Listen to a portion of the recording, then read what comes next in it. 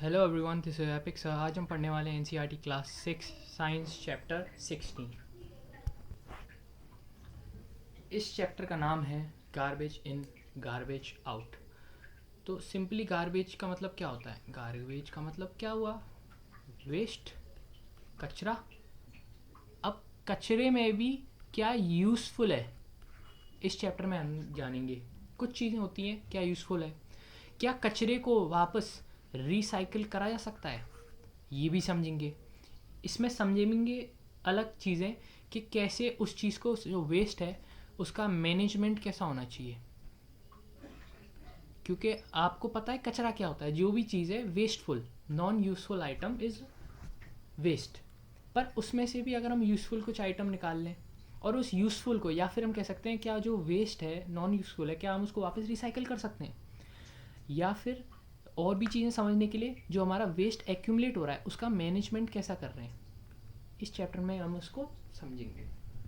इसका नाम है garbage in garbage out. Okay, dealing with garbage. The waste material specially household waste are called garbage. Simple components of garbage क्या होता है? एक होती है इसमें यूजफुल कंपोनेंट, ऐसे कंपोनेंट जिसको हम वापस यूज़ कर सकते हैं। Those things present in garbage which can be converted into useful product, recycled और रीयूज्ड। मतलब उनको या तो रीयूज़ कर लो या उनको रिसाइकिल कर लो। जैसे कि कांच के पीसेज होते हैं, छोटे छोटे कांच के पीस हो सकते हैं, या कोई प्लास्टिक की बोतल है, उसको वापस रिसाइकिल किया जा सकता है, उसको रीयूज़ किया जा सकता है। Are called useful components. For example fruits and vegetable peels, left over cooked fallen foods, some plastic metals, glass etcetera. अब पील, आप ये सोच रहे होंगे वेजिटेबल पील लेफ्ट ओवर, इसका क्या बनता है? इसका भाई साहब मैन्योर बन सकता है।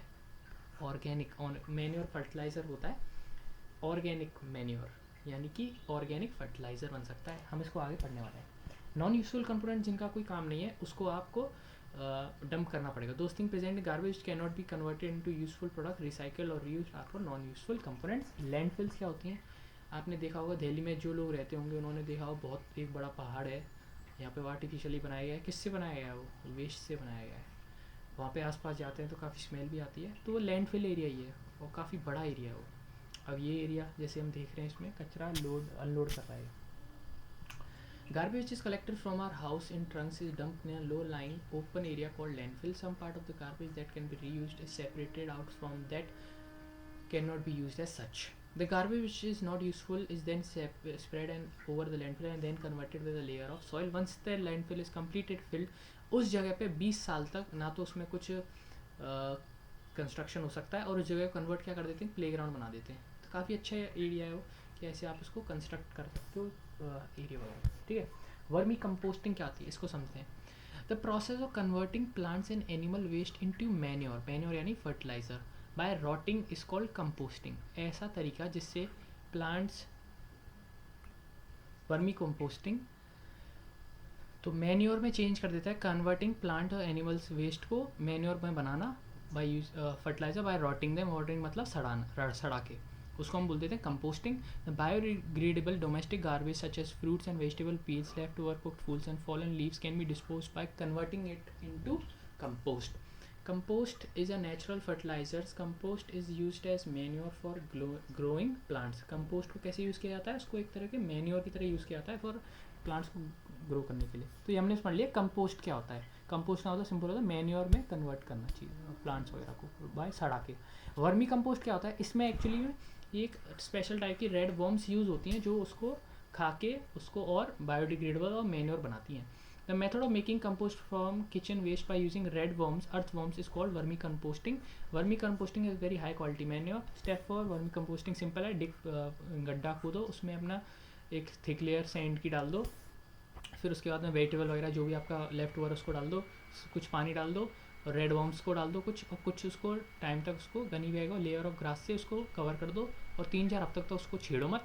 जो उसका एक्सक्रिएशन होगा रेड वर्म्स का, और कलेक्ट जब उसको आप कलेक्ट करोगे तो these excretion of red worms make up the vermi compost. एक तरह से वो आपके लिए क्या हो गया, एक ऑर्गेनिक आपके पास क्या हो गया, मैन्योर रेडी है।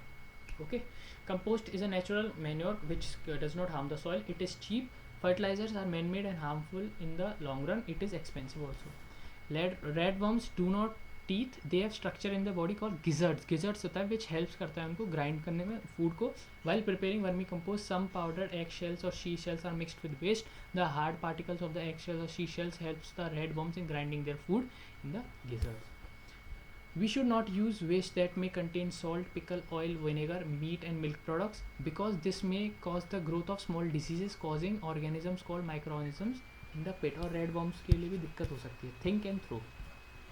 तो बायोडिग्रेडेबल वेस्ट क्या होता है? सिंपली वेस्ट जो कि समय के साथ साथ नेचर में वापस मिल जाता है, पार्ट बन जाता है वापस नेचर का. नॉन बायोडिग्रेडेबल जो नेचर में बहुत टाइम लेता है या फिर वो पार्ट ही नहीं बन पाता ऑर्गेनिक वे में नेचर का.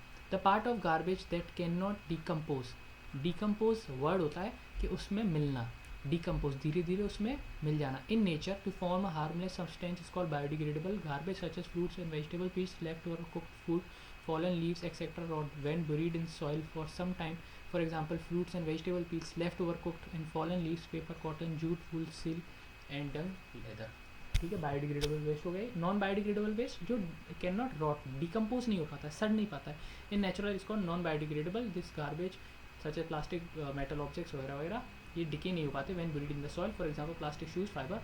ग्रीन डस्टबिन किस लिए होता है? बायोडिग्रेडेबल वेस्ट के लिए होता है, जिसमें हम ग्रीन डस्टबिन किस लिए यूज़ होता है? बायोडिग्रेडेबल वेस्ट के लिए. ब्लू डस्टबिन किस लिए होता है? नॉन बायोडिग्रेडेबल वेस्ट के लिए. ठीक है. Recycling of paper.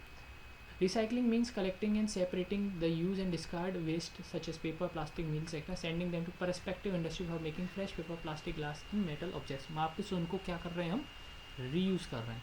Example, old newspaper magazines are sent to paper mills and reprocessed to make new paper or cardboard. Broken metal objects, old and discarded plastic items sent to plastic processing factories when they are melted and removed to make new objects.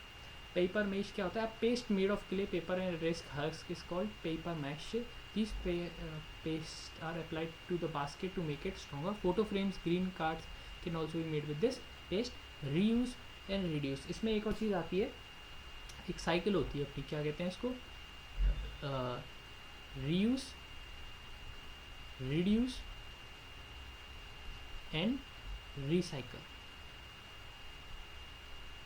ऐसे form करती है तीन cycle. तीन आ रहे, are, are and are. तो तीन हमने cycle बना ली. तो पहला क्या है? रीयूज. दूसरा क्या है? रिड्यूस. तीसरा क्या है? रिसाइकल.